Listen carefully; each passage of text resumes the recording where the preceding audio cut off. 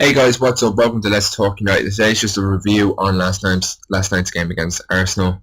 We lost the game 2-1, and there were a lot of bad performances on the pitch. Both sides, both sides were very bad at keeping possession. They were poor in the attack, poor defending. But it was a very intense game. Both fans were really up for it. They really wanted the result. Both teams needed the result. But it's the only chance of silverware either team's going to get. Both teams are, basically in the same position in the league, trying to push on for that, into the top four, stay there. So it was a very important game, I think, on the whole morale and momentum side of things. But we just weren't able to get the win. David De Gea had a great game. He kept us in it in a sense of if we were to get goal back, that would have been due to him. He had two or three really, really world-class saves that proved just how much we really need to keep him in the next season or two, that we need to make sure we sign him down and keep him on a long-term contract, because God knows Real Madrid are going to come looking for him. If it isn't Real Madrid, it's going to be some other big team that are going to want him because he is a world-class talent. Sure, he had a decent enough game. I think he had a slight injury at half-time, which forced him to be taken off.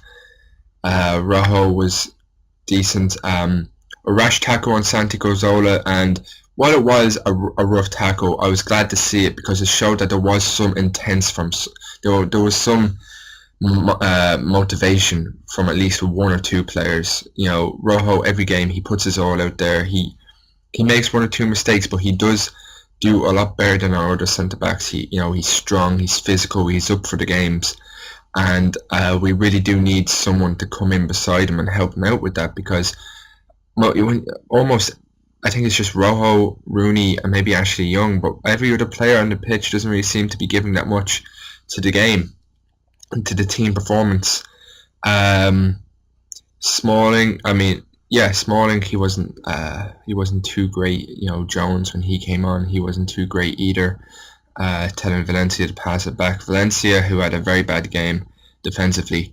It was probably his defensive positioning, getting pulled in, that helped Monreal get in position for the goal. But also in saying that Di Maria should have been tracking back and covering the space left by Valencia, or someone else at least should have. So it's not just Valencia's fault for the first goal. Also, the fact that Oxlade-Chamberlain had just walked past four players for United proves that it wasn't just Valencia's fault. That goal really should have been stopped. There was no way that should have been able to get in. And it was the same with the second goal that we conceded. It was Jones told Valencia to pass it back. Valencia passed it back to De Gea, and we paid for it. We've passed the ball back to De Gea hundreds of times. I think we're nearly at, I think we're 400 and something times De Gea's had the ball passed back to him, and that's just a shocking stat when you think of it. That's a deliberate part of the gameplay. That's not just a habit of it goes back to De Gea. That is a deliberate piece of gameplay that Van Gaal has implemented into the strategy of the team. And we paid for it. Hopefully this goal that we conceded will stop the constant amount of passes being made back to De Gea. I saw, I think it was Rojo or Smalling, or there was a time where after that goal that was conceded, that the ball was bound to be played back to De Gea, and De Gea shouted at him not to send it back to him, and I think he has every right to do that. There were other players on the pitch that didn't really make much of an effort. Daley Blind, who really got on my nerves. Every time I saw Daley Blind on that pitch, I was almost screaming at my TV.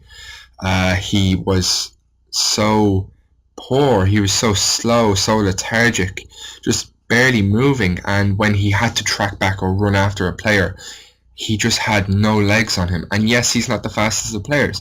And yes, I'm not expecting him to be sprinting around. But he just doesn't move. When we attack, he rarely moves. When we defend, he rarely moves. And he's not been as good as I would want him to be for that type of player.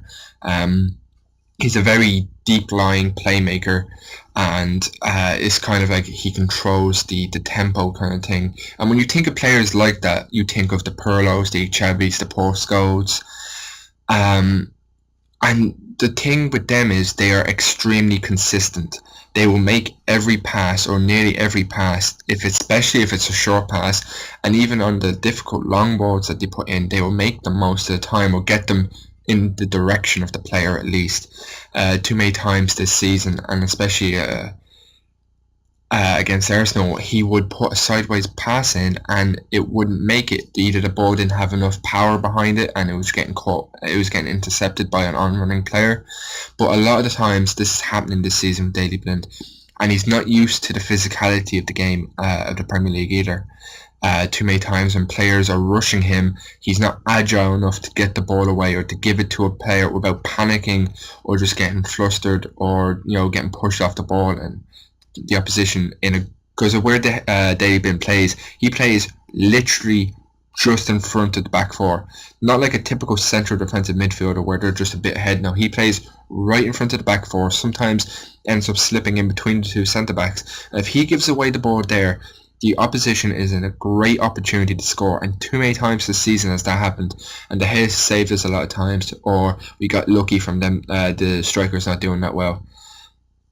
But Rooney, workhorse again, but he wasn't getting provided to. It was a brilliant goal on his behalf, but there wasn't much supply to him.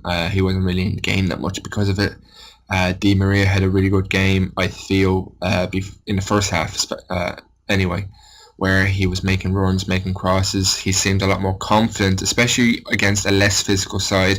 Arsenal aren't known for their physicality these years, and he looked like he was able to make more take-ons against defenders and stuff like that. Second half, not so great, with a yellow card for diving and then putting his hands on the ref, which you know you can't do.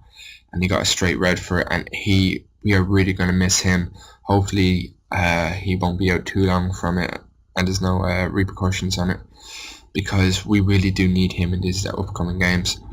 Fellaini was Fellaini. That's all I can really say about him these days. He took the ball down when it got to him. He won most of his headers kind of thing. But he wasn't that agile as you could expect. He's 6'4", 6'5" or something. He's not going to be the most agile players, and I think a lot of the fans are starting to get really annoyed with Van Gaal and using him. I'll put up a video either later on today or tomorrow explaining my reasons for why I think Fellaini's getting picked so much and what I think the future plan with United is going to be. Ashley Young, he wasn't as good, but he did put in an effort as usual. When the NSI came, it was just a very poor performance. Everyone on the team was quite poor. Only one or two United players even deserved to be Man United players on the day. It was just a really bad result, but hopefully we can come back for it. Hopefully our next game against Tottenham we can do well against. We really cannot afford to slip out of the top four. We need to make sure that that we can keep going in the league. We have 2 league wins in a row. Hopefully we can make that a third against Tottenham. Try and pick some more points up. I see you guys in the next video. Should be up either later on today or tomorrow. And make sure to give me your guys' feedback. Hit me up on Twitter if you want to follow me. Get my opinion on other Man United stuff. And see you next time.